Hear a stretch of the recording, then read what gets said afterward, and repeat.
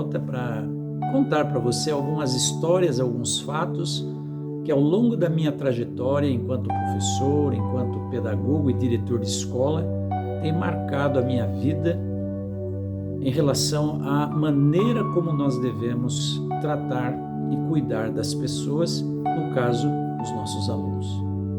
Eu lembro que um dia eu estava numa escola onde eu trabalhava e eu chamei uma menina para conversar.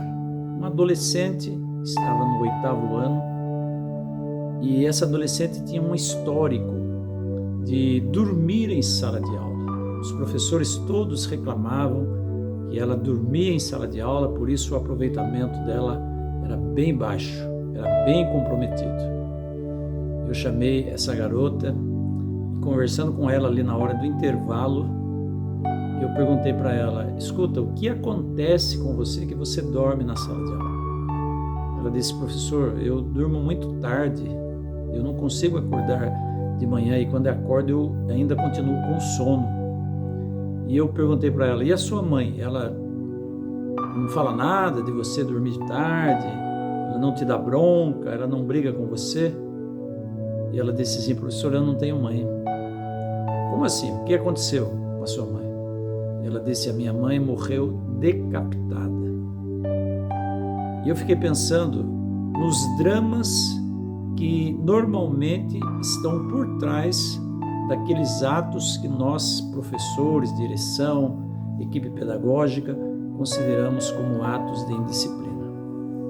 Um amigo meu que é diretor de escola, certo dia, ele chamou um menino e disse para o menino assim: menino, se você não mudar de comportamento, eu vou chamar sua mãe. O menino olhou para ele e disse assim: diretor, se o senhor puder tirar a minha mãe da UTI, então o senhor pode chamá-la aqui na escola.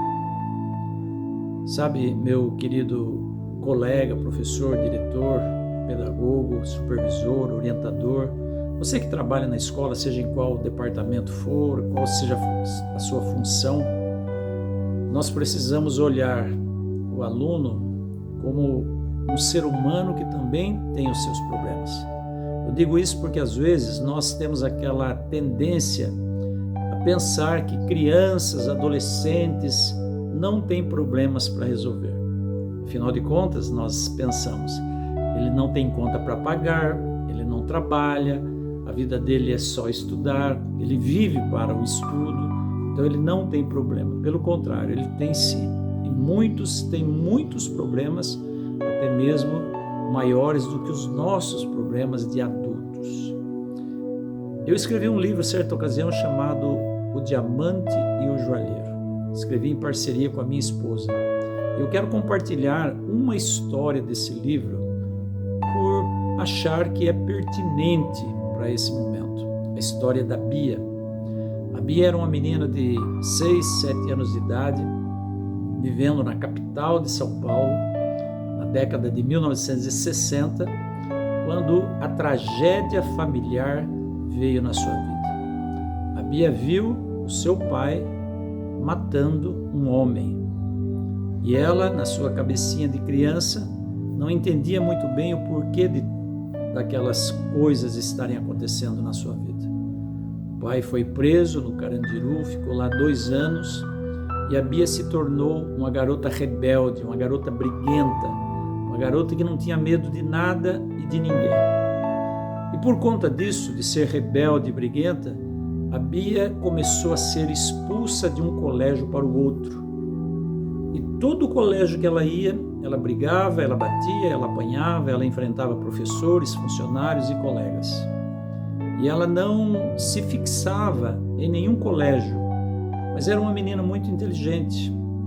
E essa situação durou alguns anos, e quando a Bia estava na 7ª série, na época, a Bia foi expulsa de um colégio para o outro, e quando ela chegou no novo colégio, a fama da Bia chegou antes dela. E lá naquele novo colégio, todo mundo já sabia quem era a Bia. E todo mundo já ficou preparado de pedras na mão para reagir contra qualquer comportamento briguento, violento por parte da Bia. E ela entrou na sala de aula sentou lá na turma do fundão, porque nós temos essa concepção também que os bagunceiros sentam lá atrás. Muitas vezes não são os bagunceiros que sentam lá atrás, são aqueles que mais precisam da nossa atenção, dos nossos cuidados e do nosso carinho. Mas enfim, a Bia sentou lá atrás, na turma da bagunça. Alguns dias depois, chegou uma nova professora de história naquela escola. A professora era uma professora substituta, ela veio substituir uma outra, a professora regente, que tinha tirado uma licença médica de 3 meses. E ela chegou na sala de aula, cumprimentou os seus alunos e disse: bom dia, gente, eu sou a professora Yolanda e eu estou aqui para substituir a professora fulana de tal, que é de história, e eu vim trabalhar com vocês durante 3 meses. E eu gostaria de conhecer vocês.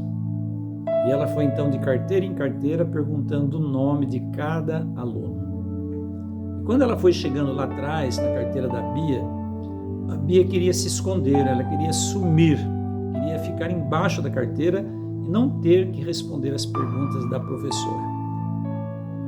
Acontece que a dona Yolanda chegou até a Bia e já sabia o nome dela e disse assim: você deve ser a Bia. A Bia levou um susto. Ela já me conhece, pensou ela. E a dona Yolanda disse assim: você é uma menina muito inteligente, Bia. Eu ouvi falar sobre isso. E eu quero que você seja a minha auxiliar. Você vai ser a minha monitora. Você vai me ajudar aqui dentro da sala de aula. Eu sei que você tem um grande potencial. E eu quero contar com a sua ajuda. A Bia levou um susto maior ainda, porque nunca ninguém tinha dito palavras semelhantes para ela. Ela sempre foi criticada, ela sempre foi rejeitada, e agora estava ali diante de si uma pessoa que a aceitava e pedia a sua ajuda, pedia o seu auxílio. A partir daquele dia, a dona Yolanda passou a ser a ídolo da Bia. Tudo o que a Bia fazia era pensando em agradar a dona Yolanda. Ela então mudou seu comportamento radicalmente. Deixou de ser uma menina briguenta.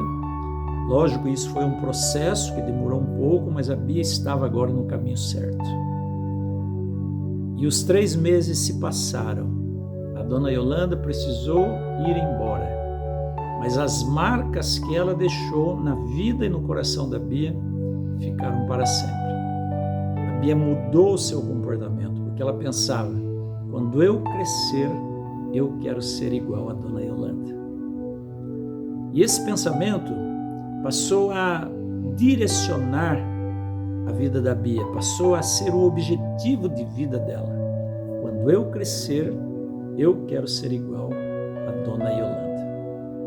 Quando a Bia terminou o ensino médio e fez o vestibular para entrar numa faculdade, ela escolheu a faculdade de medicina. E ela passou na faculdade mais expoente, uma das melhores do mundo, uma das melhores da América do Sul, a USP de São Paulo. E a Bia então fez 1 ano de medicina. E após 1 ano de cursar medicina, ela parou e disse: não é isso que eu quero para mim. Eu quero ser professora. E eu quero ser professora de história igual a dona Yolanda. A Bia então estudou, se tornou uma pedagoga, fez mestrado em História da Educação. Eu conheço pessoalmente a Bia. Essa é a história de vida de alguém que foi transformado pelo amor e pelo olhar acolhedor de uma professora. Por que eu estou contando isso para você? Talvez você aí na sua mente fique pensando o seguinte: mas eu não tenho que dar conta dos problemas do mundo. Eu concordo com você. Você não tem que dar conta dos problemas individuais, pessoais de todo mundo. Mas você pode ser um profissional diferente. Você pode ser um profissional amoroso, acolhedor, que saiba separar a pessoa de seus atos. O que você deve deixar claro para os seus alunos, quando você chama atenção, quando você dá uma bronca no seu aluno por conta de um ato de indisciplina, um ato de desrespeito, é que você condena a atitude dele e não a pessoa dele. É exatamente assim que Deus trata você. Deus condena os pecados que nós carregamos, os erros que nós cometemos, e não a pessoa que nós somos. Então, fica aqui o meu apelo de coração a você. Eu sei que você tem muito potencial, você pode ser muito melhor do que você já é, porque todos nós podemos. Nós estamos todos num processo de melhoria, um processo de aperfeiçoamento. E nós nunca vamos chegar num patamar da nossa vida onde podemos dizer: eu não preciso de mais nada, eu não preciso aprender mais nada, eu já estou terminado, eu já estou acabado, eu já estou perfeito. Pelo contrário, nós estamos num processo de aperfeiçoamento constante. Eu espero, meu querido colega, minha querida colega, que os momentos que nós passamos aqui ao longo desse curso tenham contribuído para o seu crescimento profissional e também para o seu crescimento pessoal. Que você seja um profissional, uma profissional cada dia melhor do que você foi ontem, e assim caminhar nesse processo de aperfeiçoamento. Desejo tudo de bom, muito sucesso na sua carreira e um forte abraço para você.